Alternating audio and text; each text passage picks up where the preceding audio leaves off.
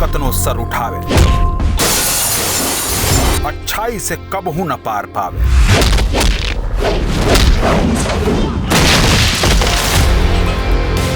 रावण जैसन ज्ञानी पराक्रमी के भी हो गई राम के हाथे संहार।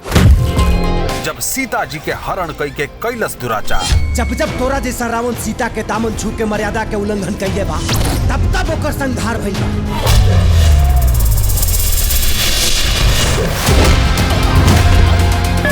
दशहरा के अवसर पर नौ दुर्गा शक्ति के उपासक भक्तजन, धन्यवाद प्रभु, अब जिंदगी जिए के मकसद दे देनी। रउआ सब धूमधाम से करी पूजा पाठ, सब विधि विधान के साथ, और उठाई मनोरंजन के आनंद। 25 अक्टूबर सुबह 10 से रात 10 बजे तक फिल्मची के साथ, फिल्मन का लालची, फिल्मची।